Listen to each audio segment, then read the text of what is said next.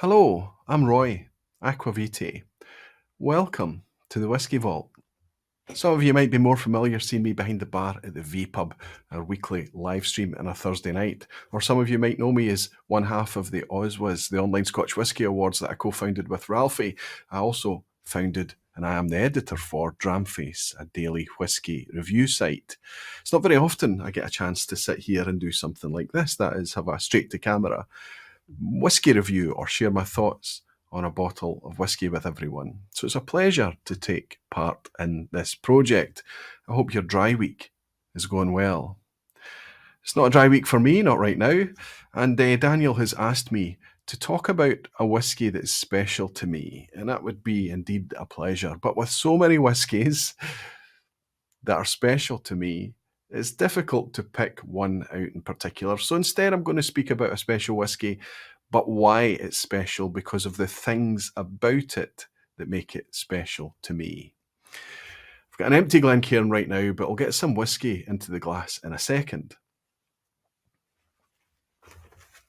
Once I clean it. I've got an empty Glencairn right now, but in a second we'll get some whisky into the glass. What kind of whisky? Well, it's going to be, for me, malt whisky. That's kind of where my comfort zone lies. It's where, probably because of where I live, I'm coming to you from the west of Scotland, right? And, you know, the whisky that's around us here tends to be malt whisky. We make grain whisky here too. In fact, 90% of the whisky that's made in Scotland is still today by volume grain whisky made from wheat or occasionally corn. But the stuff that really gets the enthusiasts excited is, of course, malt whisky. And that's the stuff that you see hanging off the shelves behind me. There's lots of whiskies there that are special to me. But most of the whiskies you see over my shoulders all have one thing in common. There's more than Scotch there. There are world whiskies there, but they tend to be mostly focused on malt as their base. If we focus on malt, that tends to bring a few things into play. Malt doesn't like to be consistent. It's made from malted barley, and in the Scotch style of things, it's made in a batch distillation process. So consistency can be tricky with malt whisky. It's also something that if you're going to put out at 40% ABV, which is a typical minimum ABV strength to present whisky for sale at, certainly part of the Scotch definitions, anything below 40% is not whisky in Scotland. That means that you have to change a few things. If it's malt whisky, it needs to be filtered. And that means that it needs to be put through a process that will strip out fats and oils. Why do they do that? Some people call it polishing. What it means is that at low temperatures, or if you pour the whisky at 40% ABV over ice, the whisky can sometimes cloud. At the cool temperatures, those fats and oils clump together and cause a haze in the liquid. So what they do is if it's going to be bottled below somewhere in the region of about 46, 48% ABV, they put it through a process to strip out those fats and oils. No big deal. It means that you get shiny, clear, polished whiskey in your glass. There is a problem though. Those fats and oils are flavour conduits. They bring extra flavour and experience to the glass. They also bring extra texture and mouthfeel. So it does mean that there is a compromise there and there is some stripping away of experience. The other thing that they'll often do at low ABV with malt, because it's so inconsistent, is that they will artificially increase the colour of the whisky to keep it consistent batch by batch by batch. You would be disturbed if you saw your Coca-Cola changing colour every time you picked up a bottle, right? Well, unfortunately, some people look at whiskey in the same light and they expect it to be the same colour every time. But it's a batch-made product, so inevitably there's going to be colour variation. So that's one of the ways that they get around it, is to use colour. And it's a bit of a shame because when you start to allow colour to be used in whiskey, it can be abused and dark whisky sells. So often there'll be too much colour added. So this leaves enthusiasts in a position where they tend to drive after and pursue these so-called natural whiskies that have not been filtered and have not had colour added to them. And I can hear a lot of you right now saying, Roy, that's nonsense. Good whisky is good whisky, and you would be absolutely spot on.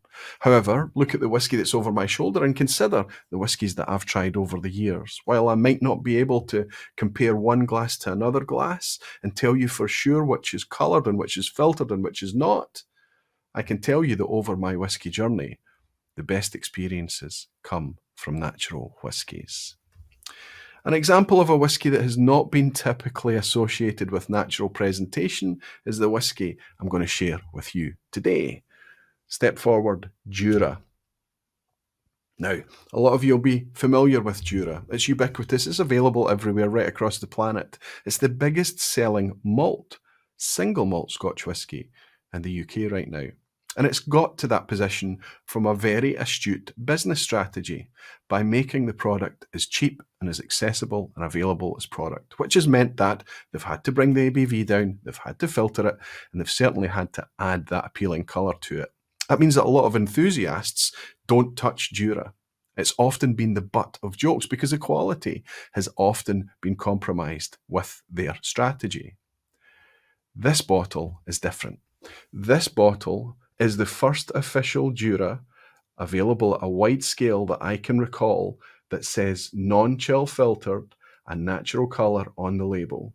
It's also got a 16-year age statement here, and it's presented at 46% ABV.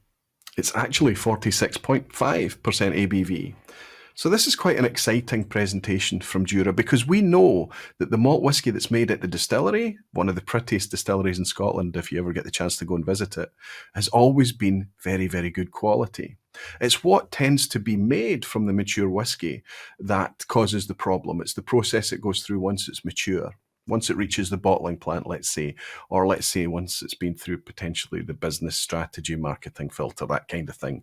Anyway, let's not derail this. We have to keep this quite succinct, which is not my talent. Let's get some in the glass. As I share with you this wee Jura, it doesn't guarantee that the quality of this whisky is going to suddenly be good just because they've chosen a decent age statement, a decent price point as well, by the way, and natural presentation in terms of colour and chill filtration. What it takes to be a good whisky is actually careful, crafted, blending or marrying, vatting, whatever way you want to describe it, of those mature casks. Everything that's gone into this bottling has to be 16 years minimum. I would suggest that based on my experience with this, there's one or two casks in here that are a wee bit older than that. This has got depth and richness and sweetness to it. As I say, it doesn't guarantee that the quality of the whisky is going to be good. But I would put it to you that if they've put this much care into the presentation, they're going to be putting a lot more care over what goes inside, because this has suddenly been pointed directly towards aficionados, people like me, people who have been round a few bottles of whisky in their time. The nose is sweet, lovely and sweet. There's a whiff of floral, there's a candy that we have in the UK called Parma Violets. So it's like a floral, sweet violet. There's a lovely toffee butterscotch aspect to things as well. Sweet caramels. But behind it all, there's this sense of age that helps to offset the sweetness that this whisky brings. There's a depth to it. This bottle's been open quite a while now. I'm halfway through this. I've been sharing it heavily. I'm so excited about it. Because suddenly we have a Jura that we can hold high and celebrate. It's not a bottom shelf product anymore. This is what true premiumization is, not just premiumization of the bottle and the label, but premiumization of the liquid that goes inside. So many producers are doing this now. Pernod Ricard are doing this with their Scapa. Aberfeldy, we see from Dewar's, have just started to release natural product too. The craft distilleries, the smaller distilleries, there have been lots of producers out there that have been bringing us natural product from years. The best example since the 1980s would probably be Springbank. This is the zeitgeist. This is the future. This is the best way to present specifically malt whisky. So the next time you pick a bottle of whisky up, have a look at what it says on the label. If the ABV is lower than 46%, that's your first clue. If they go on to not share any details about how that malt is presented, if it's been filtered or coloured, you can start to raise an eyebrow and question, why not? I would suggest that it's because whiskey is a business, first and foremost. And they've put business strategies ahead of the experience. Anyway, cheers everyone. It's a pleasure to be part of this. Cheers.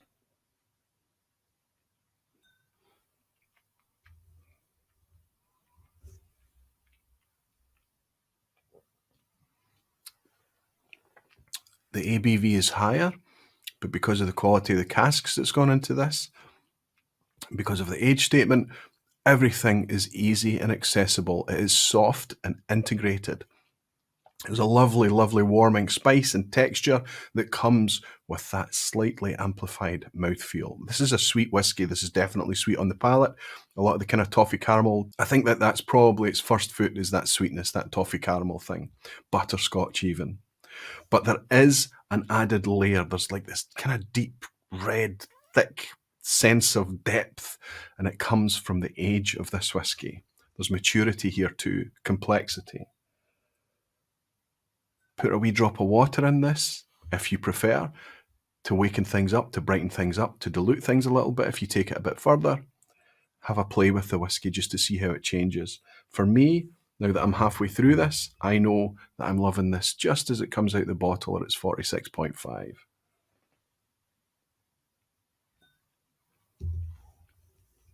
It's early in the day here.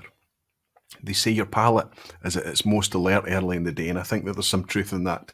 But it's not the right time to be sipping whiskey, right, mid-morning, and certainly not when it's dry week. That said, this wee bottle of Jura is very, very delicious right now. I tend to score whiskies, I do, but it's not the type of thing that's done on the vault, so we won't score it today. Suffice to say that this is not just a good example of Jura. This is a good example of what's happening and has been happening in whiskey for decades. I hope it's moving faster towards whiskey staying natural, nothing taken out and nothing added. I won't apologise for using these few minutes for a wee bit of natural whiskey propaganda, and I hope you don't mind. If you want to learn a wee bit more about me, you can head over to Aqvavitae.com or just type in Aqvavitae or Roy Duff on YouTube and my face should pop up. If you fancy reading some daily whiskey content, head over to dramface.com and its associated podcast, which is now recently just moved to video too.